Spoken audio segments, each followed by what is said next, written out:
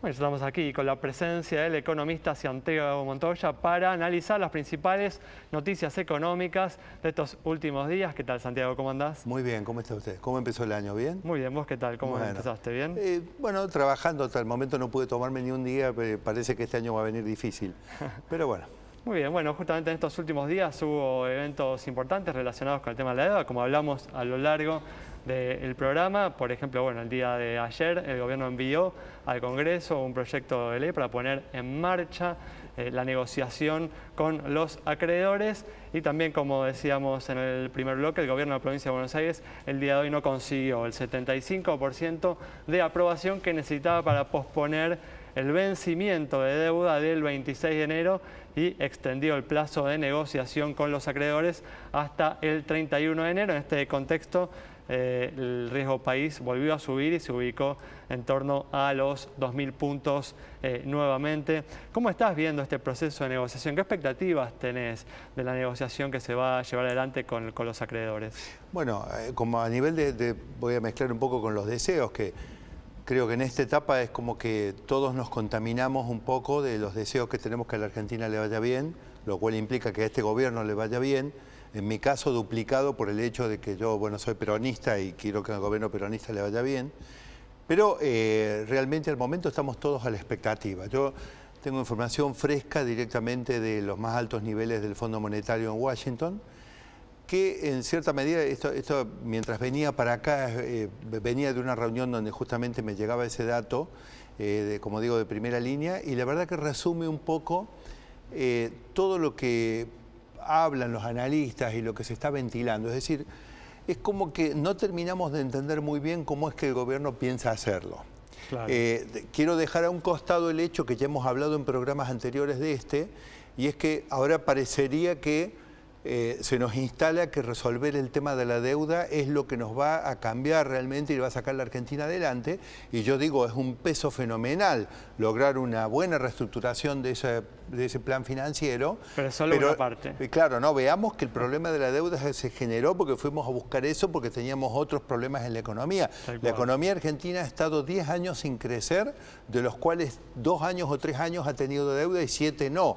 Quiere decir que hay otro problema en la economía que está al margen del tema de deuda. Sin lugar a dudas. Pero si queremos seguir la agenda un poco mediática y política del tema de deuda, lo que me llegaba a mí recién resume un poquito en qué sentido. En el sentido de que las primeras aproximaciones a nivel de la cúpula más alta del Fondo Monetario, donde los funcionarios argentinos de distintos rangos, incluso el presidente, tomaron contacto y sienten que han tenido una muy buena recepción a nivel de empatía personal.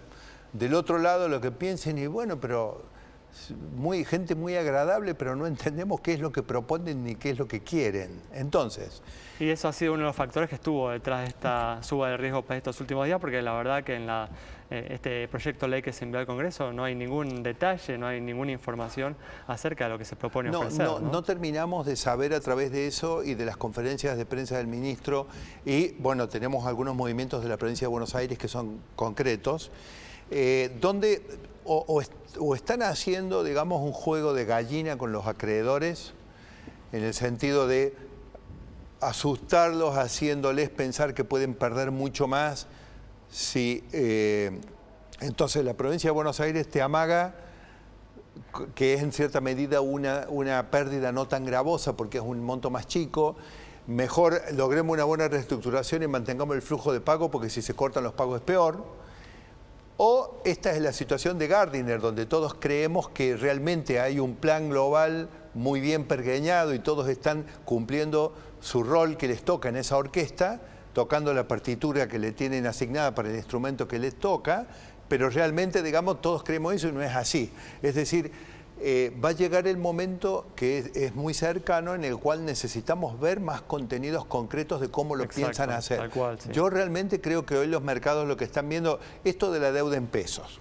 La verdad que hay como una especie de verdad revelada que se ha ido construyendo a lo largo de las últimas décadas en Argentina, de los crisis y ajustes que hemos ido teniendo, un poco como que esa declaración de voluntad de que la deuda se paga creciendo, que esto es como decir la felicidad. Si yo les pregunto a ustedes, ¿ustedes estarían de acuerdo que la felicidad es buena?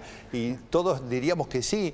Bueno, pero es muy difícil de alcanzar, ¿verdad? Sí. El crecimiento, ¿cómo piensan alcanzar el crecimiento grabando, por ejemplo, con semejantes impuestos, las exportaciones con valor agregado, las actividades que podrían generar una corriente de inversiones? Acá, Santiago. Bueno, si yo no puedo responder cómo puedo lograr el crecimiento sostenido, que no es lo mismo que una reactivación, que es así, se puede lograr pronto y puede tener alguna envergadura, pero el crecimiento para poder pagar la deuda es a 10 años, a 20 años, a 30 años, yo necesito crecimiento sostenido. Entonces digo, redondeando, si yo no puedo despejar esos interrogantes, me queda hacer el ajuste licuando. Entonces, si yo tengo deuda en pesos, bueno, siempre como autoridad me voy a sentir más feliz de cómo puedo ir manejando la deuda en moneda local que yo controlo, que la deuda en moneda extranjera, especialmente si es en legislación extranjera, ¿no es cierto? Tal cual, sí. Entonces, yo creo que ahí el problema de hacer esto recurrentemente es que te quedas sin moneda. Santiago, y respecto de las medidas en torno a la carga impositiva de estos primeros días, ¿cuál es tu evaluación? Bueno, yo estoy totalmente en desacuerdo con el camino que se ha tomado en materia impositiva en muchos de los puntos y específicamente me refiero digamos, a un par de ellos. El primero, un gobierno que necesita políticamente dar respuestas que el gobierno anterior no pudo y que va a enfrentar una elección de medio término en 2021, es un gobierno que le serviría tener una economía que genere más dólares genuinos, me refiero comerciales, por exportaciones, porque si vos generás más dólares podés esperar un tipo de cambio real moderado, mientras que si vos tenés escasez de dólares vas a tener un tipo de cambio real alto, lo cual significa salarios bajos. Entonces, para yo poder Nos tener... queda un minuto para ir redondeando. Bueno, un minuto. Necesitaría haber mostrado señales muy claras de ser audaz y agresivo en sacar la carga tributaria en materia de derechos de exportación. Y lo otro, yo no puedo...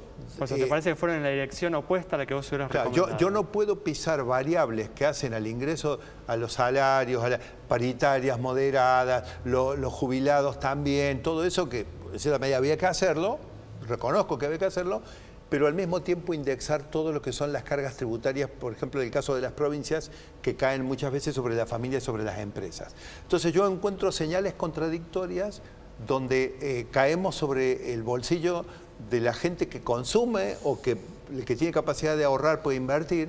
Mientras tanto tenemos un nivel de intermediación financiera inexistente, un mercado de capitales que prácticamente también es muy bajo, y yo me pregunto dónde vamos a activar el circuito de inversión y crecimiento si no tenemos nada que mostrar en este plano, ¿no? Muchas gracias, Santiago.